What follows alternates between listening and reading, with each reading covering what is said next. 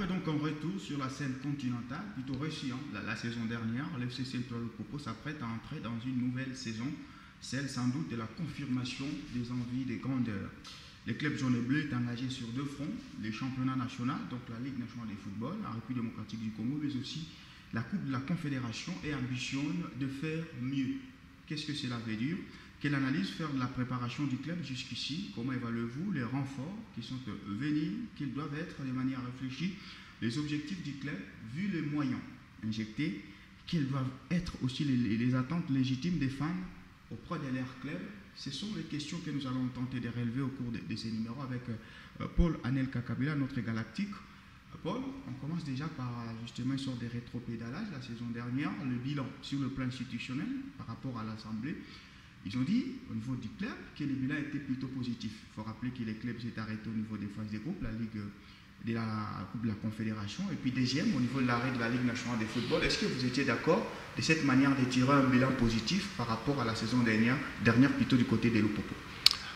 Oui, c'est un discours qui ne rencontre pas les objectifs du club lors de l'Assemblée, quand Jacques Yaboula a pris cette équipe officiellement et engagé le propos dans la Coupe des Confédérations africaines de football.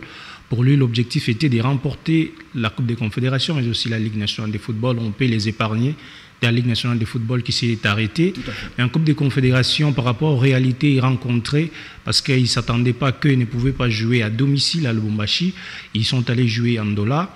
Pour moi, dire que ces objectifs qui sont positifs par rapport à ce qu'ils ont eu à faire la saison dernière en Coupe de la CAF, j'ai dit oui. Au départ, ils ne savaient pas qu'ils pouvaient rencontrer d'autres réalités, mais quand ils rencontrent d'autres réalités, vous savez, c'est 16 ans après que le Popo retrouve la phase des poules, c'est 6 ans après et le Popo retrouve la Coupe des Confédérations africaines de football. C'était un discours aussi de quelqu'un qui ne voulait pas aller comme un enfant qui veut apprendre au niveau. C'est un discours motivateur, mais quand ils ont rencontré des réalités, quand ils s'arrêtent en phase des poules, c'est d'ailleurs la meilleure équipe de la RDC en Coupe des Confédérations africaines de football la saison dernière. Le Popo a été éliminé avec le nombre de points élevé plus que les autres clubs de la RDC. Donc je me dis c'est positif, mais pas par rapport à l'objectif initial du club. C'est l'objectif qu'ils ont rencontré, les réalités qu'ils ont rencontrées tout au long de la saison. Le Popo a été éliminé avec un nombre élevé de points par rapport aux autres. Est-ce que cet objectif, le fait de dire que c'est positif, c'est pas parce que les autres ont fait pire que le Popo, ou c'est parce que vraiment, avec les moyens qu'on a mis, avec justement les objectifs initiaux, oui, c'est positif? On peut le prendre dans deux sens. Si j'ai dit positif, parce que le Popo a évolué loin de son public. Le Popo a évolué dans des contextes un peu spéciaux. Et l'équipe n'a pas un peu failli à sa mission. Dans un groupe, vous avez USM Alger et Marumo qui est régulier, avec un club aussi de la Libye. Et vous arrivez à terminer à la 3e position. Mais quand vous regardez les équipes de la RDC, sont notamment le concurrent direct du FC Central Popo Mazembe qui a évolué à domicile. Pour moi, c'est peut-être dans la concurrence des prestations des autres représentants de la RDC qu'ils sont parvenus à dire que c'était un bilan positif. Mais je ne peux pas les en tenir rigueur. Et je me dis, ils ont rencontré des réalités aussi fortes dans cette Coupe des Confédérations. J'ai été en Zambie à 3 reprises avec cette équipe. Ça n'a pas été facile d'évoluer à l'extérieur, bien que le public pouvait se déplacer jusqu'en Zambie avec le Popo. Mais en face, il y avait des équipes aussi expérimentées de la compétition, comme l'USM Alger, d'ailleurs, qui a remporté cette Coupe des Confédérations. Alors, cette saison, l'équipe est engagée sur des fronts. Il y a la Ligue nationale de football et donc la coupe, cette même Coupe de la Confédération. Et on va maintenant, la question, la dernière, ça sera les objectifs rationnels et tout, mais on commence par la pré-saison ou cette préparation. L'équipe a voulu garder un effectif, on estime en termes de pourcentage, il y a d'autres qui parlent des 90, d'autres 95, d'autres 80% donc, de l'effectif de la saison dernière et se sont renforcés. Est-ce que pour vous, c'est une bonne stratégie de faire? Je pense que de tous les représentants de la RDC en interclub de la CAF cette saison, la stabilité en termes d'effectifs est constatée au sein du FC Central Popo. 95% de l'effectif a été conservé par le staff technique, mais aussi les comités sportifs. Le Popo était dans l'obligation de les faire parce que son effectif n'avait pas un bon niveau, mais avait aussi des joueurs capables de les garder et qui pourront aider cette saison, cette équipe de Lupopo en Coupe de la CAF. C'est une bonne manière de faire quand on veut aller loin. On ne bouge pas son ossature, on ne bouge pas la colonne vertébrale d'une équipe. Et quand vous avez cette colonne vertébrale, aujourd'hui qui est renforcée, je me dis que les objectifs du club ont été bien réfléchis par les comités sportifs de Lupopo, mais ça va s'éprouver sur les terrains. Déjà avec une équipe qu'on pouvait dire avec à son sein des joueurs qui apprenaient à jouer les hauts niveaux. Ils ont terminé 3e dans un groupe où il y a eu le vainqueur de la compétition. Et quand on conserve cet effectif des Lupopo, je me dis, ce sont des ambitions qui sont bien fixées pour l'équipe. Et ce n'est pas seulement la conservation de l'effectif, mais aussi la conservation du staff technique.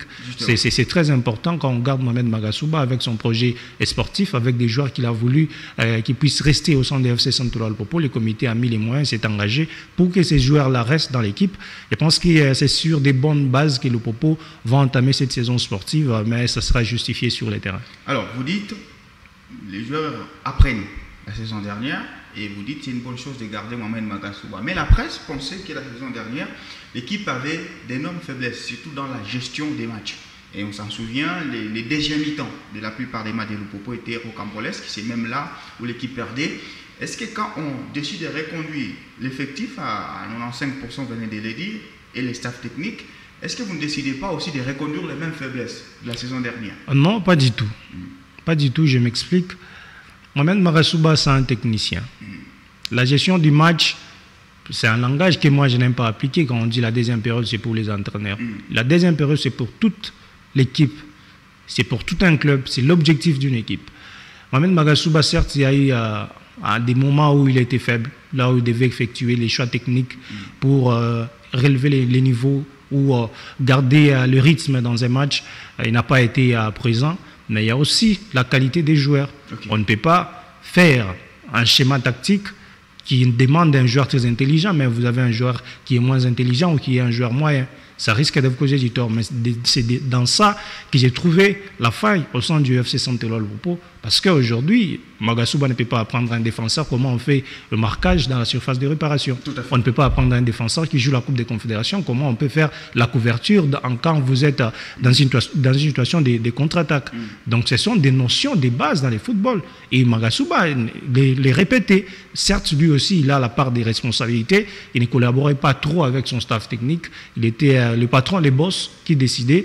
Et c'est une faute à partager entre les joueurs et aussi moins expérimentés qui étaient dans cette équipe, mais aussi le coaching de l'entraîneur au moment fort de la rencontre, il n'était pas souvent à présent, mais ça reste un grand technicien. Et si il est complété avec des joueurs qui comprennent bien sa philosophie, je pense que c'est un entraîneur qui n'aura plus à se justifier. Apparemment, vous êtes lucide envers lui. Pourtant, la presse, la saison dernière, était un peu dure envers Mohamed Magasuba, le reprochant qu'il n'était pas l'homme qu'il faut à sa place. Comment vous répondez à cette presse? Parce que vous aviez aussi suivi ces opinions-là qui reprochaient beaucoup de choses ou qui disaient beaucoup de mal de Mohamed Magasuba. Donc moi, j'étais aussi contre avec lui à un moment.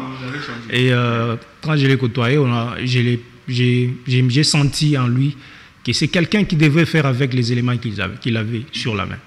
Si vous prenez... il y a des joueurs qui sont dans cette équipe de Lupopo, et vous regardez l'entraîneur dans sa façon, la philosophie, les styles de jeu, vous regardez aux Aigles du Mali, là où il était, vous dites qu'il faut faire avec, parce qu'on n'a pas de solution. Regardez le match, je vous donne la référence, le match contre l'équipe d'Al-Qadar de la Libye, c'est Lupopo qui fait les grands matchs, c'est l'homme du match qui fait une bourde à la fin, les gardiens à Moro Youssouf. Est-ce que c'est la faute de l'entraîneur? Je ne pense pas. Alan Katerega en Zambie face à l'USM Alger, c'est lui l'homme du match, mais il marque contre son camp. Est-ce que c'est l'erreur de l'entraîneur? Je ne pense pas. Mais dans la gestion du match, c'est là que je dis il y a eu aussi des moments de faiblesse pour Mohamed Magasuba. Et moi, je l'ai compris par la suite qu'il n'avait pas des éléments essentiels à des postes où il voulait avoir des éléments qui pourraient contenir les assauts de l'équipe adverse dans des temps faibles de l'équipe. Alors, l'équipe a fait un mercato, ou est en train de faire un mercato, parce que l'équipe se retrouve du côté de la Zambie pour donc son stage de lancement de cette saison. Vous pensez que, vous dites, l'équipe n'avait pas des éléments essentiels la saison dernière, et cette saison, par rapport au renfort, il les a trouvés? Oui, parce que Magasuba a établi une liste de 10 joueurs demandant au comité sportif. Ça a été aussi une longue liste qu'on ne pouvait pas satisfaire à tout ce qu'il pouvait demander, mais l'essentiel est fait jusque-là, je pense. Si vous avez le propos qu'il y a eu un problème des gardiens, c'était Mukawa ou c'était Mourou qui était titularisé. Aujourd'hui, le propos a un certain Simon Omosola, une valeur sûre qu'on ne peut pas présenter sur les continents. Si vous regardez dans l'axe... Ouais, on va donner juste la liste. Il y a Simon Omosola qui était venu déjà la saison dernière, mais qui ne pouvait pas jouer. Et aujourd'hui, ça sera donc les titulaires, sans aucun doute. Il y a Draman Kambou qui a rejoint l'effectif, Valentin Mouman, il y a Cartier Dembélé, Borel Tomanzoto, Diebeni Ndongala. Voilà quelques renforts. Je ne sais pas s'il y a d'autres noms que vous pouvez nous dire, parce qu'il faut quand même rappeler que vous êtes proche de cette équipe-là. Ces renforts-là sont ces éléments essentiels qui ont manqué la saison dernière. Je pense oui. Si vous regardez l'axe le propos, la défense, aujourd'hui c'est composé de 6 défenseurs. Il y a eu d'autres qui sont arrivés la saison dernière, qui n'ont pas eu la chance de jouer, ne sont pas moindres. C'est entre autres Kevin Ouga et Dorvel Dibeko, un international brazzavillois, un très bon défenseur. Il y a Jancy Lita Demani qui est en train de revenir par rapport aux échos qui nous proviennent de la Zambie. Mais quand on prend le flanc droit, il y avait des problèmes entre Aruna et le défenseur, j'ai oublié, Luisson c'est fou. Et quand on les renforce avec Diebeni Ndongala, lui il a la capacité d'être bon défensivement tout comme offensivement, alors que c'est fou, il était bon que défensivement et Aruna était bon que offensivement. Il n'y avait pas un joueur complet qui pouvait remplir les deux qualités. Quand vous allez de l'autre côté latéral gauche, où il y a Aboka Isaka, très percutant dans la phase offensive, mais avec des difficultés en termes de repli.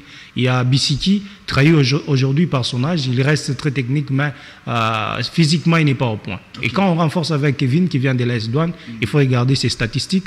Il a été élu plusieurs fois meilleur joueur du championnat à Burkinabé, sélectionné de l'équipe du Chan du Burkina Faso. C'est un joueur qui est capable d'être bon défensivement tout comme offensivement. Et puis, il a d'autres qualités. Il est un bon tireur des coups francs. Il a une frappe aussi limpide. J'ai regardé plusieurs vidéos de ces joueurs. Mohamed Marasouba s'est dit et renforcé les problèmes qu'il a constatés la saison dernière, surtout le propos dans la situation où l'équipe était en train d'être subie les jets de l'adversaire. La complémentarité défensive n'était pas au bon point entre Bouraman et Ikoyo. Il s'est complété pas bien dans la défense. Et puis beaucoup de duels perdus. Mais quand vous regardez aujourd'hui les renforcements défensifs, vous dites qu'il y a de quoi espérer. Jusque-là, on ne sommes que sur les noms. Et ces noms-là, ils ont des statistiques qui peuvent aider l'équipe de Lupopo. Il y a Kambou qui est arrivé à l'équipe des Real Kadiogo. Quand j'ai tweeté qu'il est surnommé dans son pays, N'Golo Kanté, les gens pensaient que c'était extrapolé, mais vous avez suivi les joueurs de Lupopo lui-même, et même ils l'ont appelé N'Golo Kanté. C'est un joueur capable, un joueur capable de casser les lignes, un fin récupérateur. Lupopo avait mis Kamiché, Harvey Ossetti au milieu de terrain. Je pense que beaucoup de gens ne vont pas peut-être accepter, mais ça reste mon opinion. Je ne vois pas ces Mika Alvarez noir et blanc qui était en train de se produire au TP Mazembe, qui reproduit les mêmes histoires au FC Saint-Louis Popo. C'est un joueur qui est en nette régression, qui a donné beaucoup de travail à Harvey Ossetti au milieu du terrain, mais avec l'arrivée de ces Burkinabés, je pense que l'histoire du milieu du terrain, ça peut être bien résolu peut-être par Mohamed Marasouba. Et quand on regarde le front de l'attaque, et aujourd'hui, Cartier Dembélé, c'est quelqu'un qui vous joue toute la ligne d'attaque. C'est un polyvalent. Il a fait une bonne saison avec Djoliba au Mali. Il devait aller au Wydad Athletic Club de Casablanca. D'ailleurs, c'est là qu'il était. On l'a prêté de côté de Djoliba. Et le Popo a mis un paquet double. C'était d'abord l'exigence de l'entraîneur. Si ces joueurs ne pouvaient pas arriver au centre des cheminots, aujourd'hui, on parlerait autre chose. Donc, j'ai dit... C'est vrai. Donc, vous me dites que ce nom qui arrive ici, c'est Magasouba, le même qui est à la manette. Ah oui. Et j'affirme que... Parce que ce n'est pas la philosophie des clubs congolais. Souvent, tour de mercato, il y a toujours un fourre-tout. Mais quand c'est l'entraîneur qui a la manette, c'est quand même une bonne nouvelle. Quand vous êtes chez le Popo depuis avec Magasouba, son arrivée, vous sentez un patron qui gère son équipe. Même et puis on a l'impression que Magasouba, c'est quand même un mal dominant. Il a de la puissance. Oui, vous sentez un patron qui gère son équipe. Et puis, il appelle ces joueurs-là, ses enfants. Il n'aime pas qu'il y ait un joueur, qu'il soit titulaire, qu'il soit un joueur des bancs, qui puisse être maltraité. Donc... quand il exige les joueurs qu'il a besoin, le comité sportif met le paquet pour que l'entraîneur ne puisse plus justifier.